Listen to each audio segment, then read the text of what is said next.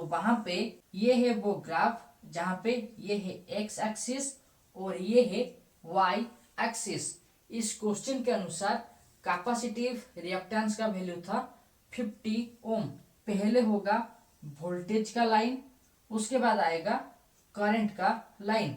देखिए capacitive circuit में current का वैल्यू लीडिंग रहता है। इलेक्ट्रिशियन न्यूमेरिकल एक्सप्लेनेशन में आज हम classification of an AC circuit से जुड़े क्वेश्चन को सॉल्व करेंगे। So hi friends, welcome to the technical tutorial Ashutosh architecture with your host SVZ Nath, a step ahead from imagination. अगर आप इस चैनल को पहले बार देख रहे हैं तो चैनल को सब्सक्राइब करने के बाद बेल आइकन में ऑल ऑप्शंस को क्लिक कर दीजिए।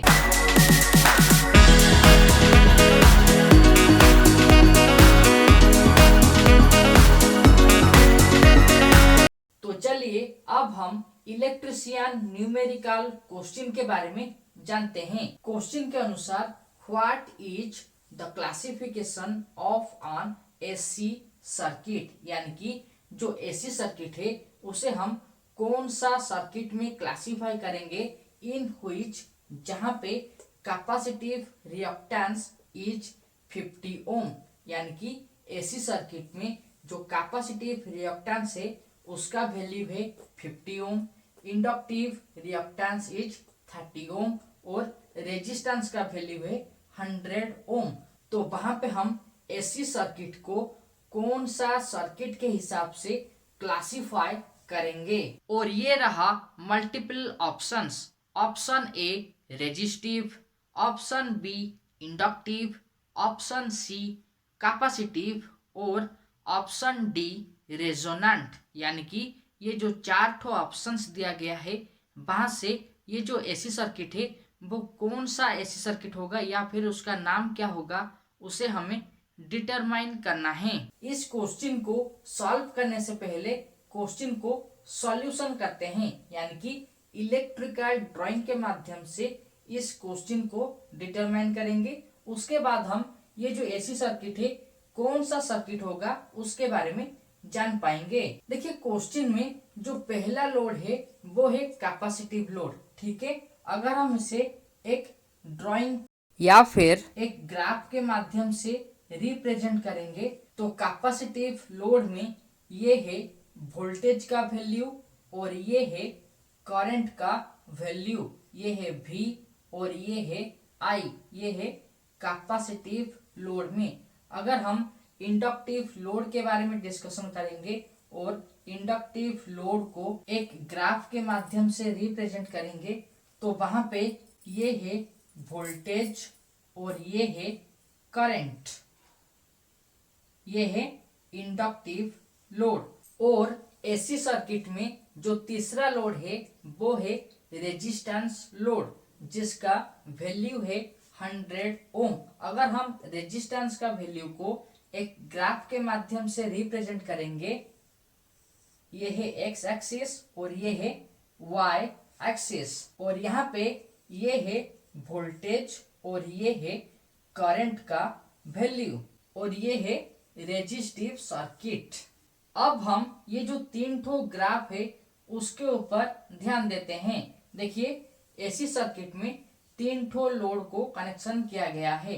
ठीक है, पहला है कैपेसिटिव लोड, दूसरा है इंडक्टिव लोड और तीसरा है रेजिस्टिव लोड। देखिए ये एक एसी सर्किट है, ठीक है, और इस एसी सर्किट में 3 लोड है। पहला है कैपेसिटिव लोड, दूसरा है इंडक्टिव लोड और तीसरा है रेजिस्टिव लोड। ठीक है, और इसके हिसाब से हम ग्राफिकली इसे हम समझने के लिए कोशिश करेंगे। तो पहला लोड है कैपेसिटिव लोड।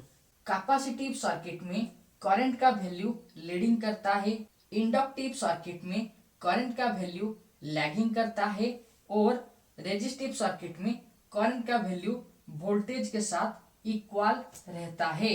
अब हम ये जो 3 ग्राफ है उसे एक ग्राफ के माध्यम से रिप्रेजेंट करेंगे और ये जो एसी सर्किट है उसे कौन सा सर्किट कहते हैं उसे इजीली डिटरमाइन कर पाएंगे। अगर आपको इलेक्ट्रिशियन न्यूमेरिकल का इस एपिसोड से कुछ नॉलेज मिला है तो इस वीडियो को लाइक कर दीजिए। साथ ही साथ अगर आप इलेक्ट्रिकल इंजीनियरिंग, कॉम्पिटिटिव ट्यूटोरियल और इलेक्ट्रिकल एक्सपीरियंस से जुड़े वीडियो के बारे में जानना चाहते हैं तो आशुतोष आर्किटेक्चर चैनल को सब्सक्राइब करने के बाद बेल आइकन में ऑल ऑप्शंस को क्लिक कर दीजिए। तो अब चलिए जो 3 ठो ग्राफ किए थे उसे एक ग्राफ में कन्वर्ट करेंगे, साथ ही साथ कौन सा सर्किट होगा उसे डिटरमाइन करेंगे। तो अब हम जो 3 ठो ग्राफ किए थे उसे एक ग्राफ में कन्वर्ट करेंगे। तो वहां पे ये है वो ग्राफ जहाँ पे ये है एक्स एक्सिस और ये है वाई एक्सिस।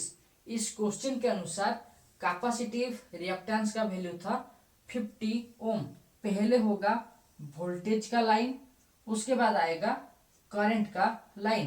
देखिए कैपेसिटिव सर्किट में करंट का वैल्यू लीडिंग रहता है, ठीक है। और कैपेसिटिव सर्किट में जो लोड है, कैपेसिटिव लोड, उसका अमाउंट है 50 ओम, ठीक है।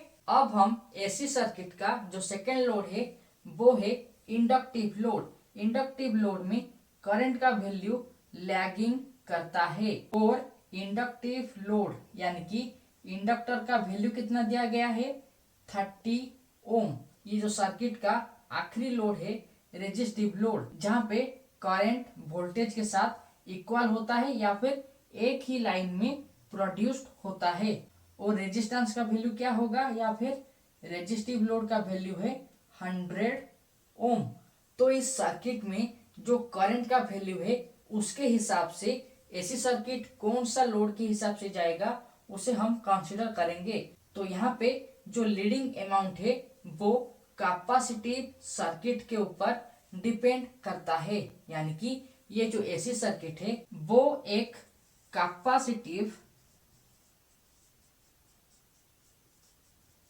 सर्किट है।